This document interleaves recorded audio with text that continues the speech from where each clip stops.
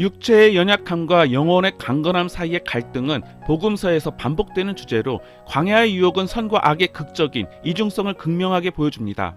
세례 요한에게 세례를 받은 예수는 성령에 이끌려 오직 동물들만 있는 광야에서 홀로 단식하게 되는데 악마는 차례로 세 가지 유혹을 합니다. 첫 번째 유혹은 40일 동안 금식한 예수에게 돌을 빵으로 바꾸어 보라는 것이었고, 두 번째 유혹은 예수더러 성전의 탑 위에서 뛰어내려 천사의 도움을 받으라고 한 것입니다. 그리고 세 번째 유혹에서 악마는 예수가 자신에게 한 번만 절을 한다면 세상의 모든 부를 주겠다고 했습니다.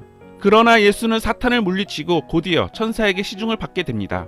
이 세 가지 유혹은 오늘날에도 돌을 떡으로 만드는 생계의 문제, 성전에서 뛰어내리는 인기와 명예의 문제, 악마에게 영혼이라도 팔고 싶은 힘과 권력의 결탁이라는 실존적 문제로 해석될 수 있으며 삶의 우선순위에 대한 질문으로 이해되기도 합니다.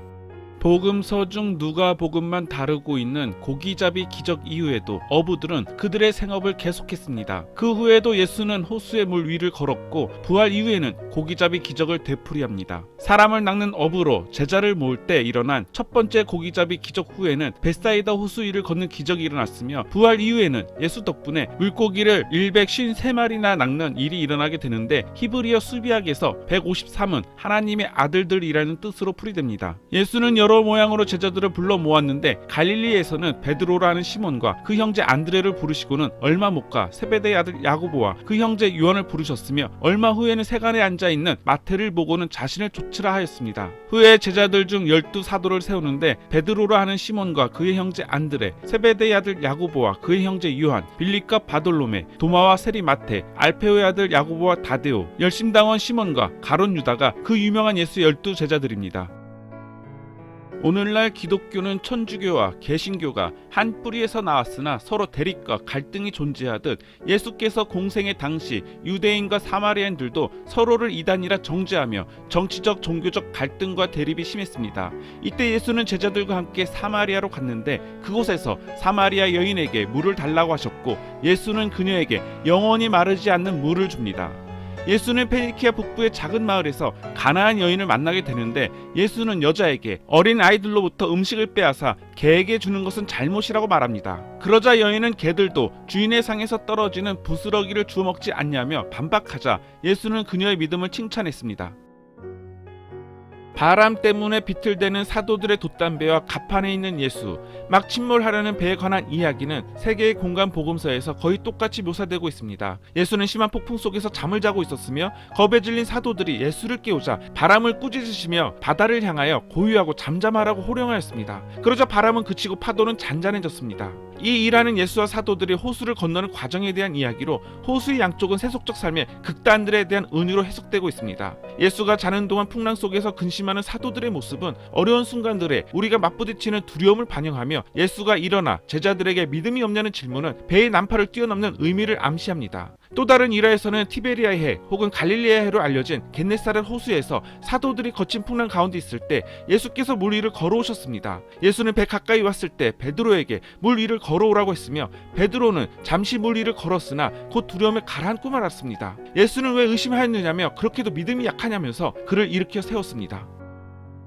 마태, 마가, 누가, 요한 사복음서 모두 오병이어로 알려진 빵과 물고기의 기적을 상세하게 기록하고 있습니다. 어린아이가 드린 빵 5개와 물고기 2마리를 통해 복음서에는 얼마나 많은 사람들이 음식을 먹었는지, 빵과 생선이 몇 개였는지, 또 먹고 남은 음식이 얼마나 되는지와 사람들이 50명씩 모여 앉았다는 것까지도 정확하게 기술하고 있습니다. 그 기적 후에는 예수와 사도들은 가파르나움으로 가는 배를 탔으며 몇몇의 신도들이 그 뒤를 따랐고 예수는 성찬식에 대한 설교를 했습니다. 하나님의 빵은 하늘로부터 내려와서 세상에 생명을 주는 것입니다. 예수가 복음을 선포할 때 아이들이 예수에게 접근하자 제자들은 아이들을 예수로부터 떼어놓으려 했습니다. 그러자 예수는 제자들에게 아이들을 가만두라며 하나님 나라는 이런 어린이와 같은 사람들의 것이라고 말씀하셨습니다. 이러한 예수의 단언과 어린이처럼 되라는 권유는 고대 문학이나 철학에서 전례가 없던 것입니다. 하나님 나라에 대해서도 예수는 여기 있다 저기 있다고도 못하리니 하나님의 나라는 우리 안에 있다고 말씀하셨습니다.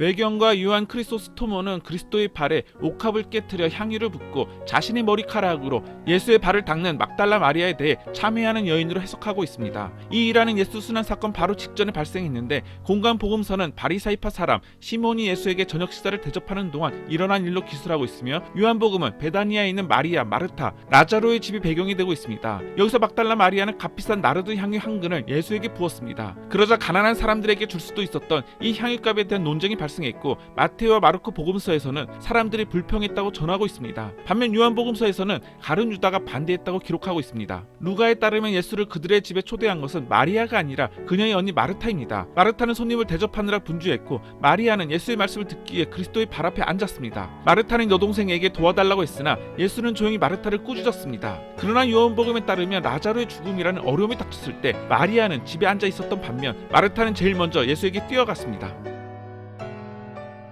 사명이란 파견을 어원으로 하는 단어로 복음서에서는 두 가지 사명이 언급되고 있습니다. 하나는 실질적이며 직접적인 목적을 가진 단기적인 것이고 다른 하나는 더 많은 것을 요구하면서 범위가 넓은 것으로 마테오 복음서에는 예수의 공생활을 첫 번째 유형의 사명으로 묘사하고 있습니다. 12명의 사도들을 모으면서 예수는 하느님 나라를 설교하고 아픈 이들을 치료하며 인근 마을에서 귀신에 사로잡힌 이들의 마귀를 쫓아내도록 제자들을 보냈습니다.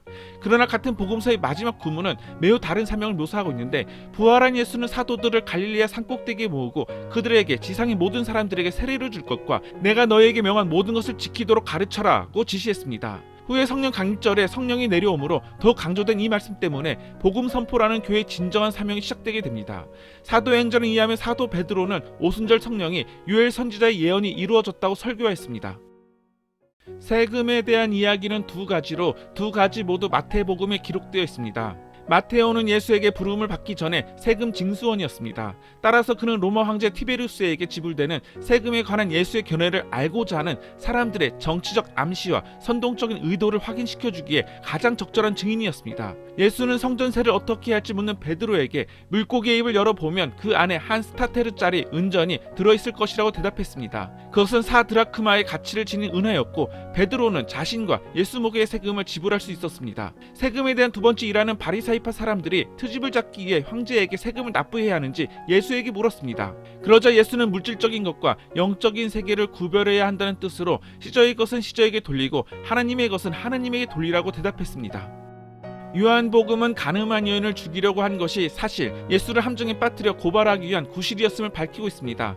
율법학자들과 바리사이파 사람들은 유대율법에 대한 예수의 믿음을 시험하고자 했습니다. 그들은 가늠하다 잡힌 여자를 예수 앞에 끌고 와서 예수에게 우리의 모세법에는 이런 죄를 범한 여자는 돌로 쳐 죽이라고 하였는데 선생님의 생각은 어떠냐고 묻습니다. 예수는 손가락으로 땅바닥에 무언가를 쓰시고는 너희 중에 누구든지 죄 없는 사람이 먼저 저 여자를 돌로 치라고 말씀하십니다. 그리고 그는 다시 땅에 무언가 쓰기 시작했습니다. 그때 나이 많은 사람부터 시작해서 차례차례로 바리사이파 사람들의 돌을 버리고 떠났습니다. 이 일하는 예수가 그 여인을 용서하는 것으로 끝이 나는데 예수는 나도 내 죄를 묻지 않을 것이니 돌아가라. 그리고 이제부터 다시는 죄를 짓지 말라고 말씀하십니다. 예수께서 땅에 무엇을 쓰셨는지 그리고 그 여인이 예수님께 어떻게 반응하였는지 성경은 침묵하고 있지만 예수께서 그 누구도 판단하지 않는다는 것과 누구도 예수님을 정죄할 수 없음을 알 수 있습니다. 베드로의 두 번째 편지에서 베드로는 자신을 장엄하고 이루 말할 수 없는 하나님의 영광을 본 위대한 목격자로 정의했습니다. 거룩한 변모는 예수의 공생활에서 정점이라고 할 수 있는데 예수가 체포되기 전 잠에 빠졌던 사도들인 베드로, 요한, 야고보와 함께 산에 올라갔고 모습이 변하여 그의 얼굴이 해와같이 빛나고 옷은 빛과 같이 눈부셨다고 기록하고 있습니다. 그리고 모세와 엘리야가 나타나서 그와 함께 이야기했습니다. 이때 베드로는 여기가 좋다며 여기서 지내자고 소리쳤고 예수와 모세 그리고 엘리야를 위한 초막 세 채를 짓겠다고도 했습니다. 바로 이때 밝은 구름이 그들 모두를 감쌌고 예수가 세례받을 때 들렸던 것 같이 이는 내 사랑하는 아들 내 마음에 드는 아들이니 너희는 그의 말을 들으라는 말씀이 하늘에서 울려 퍼졌습니다. 사도들은 두려워서 땅에 엎드렸고 그들이 정신을 차렸을 때는 오직 예수만 있었습니다.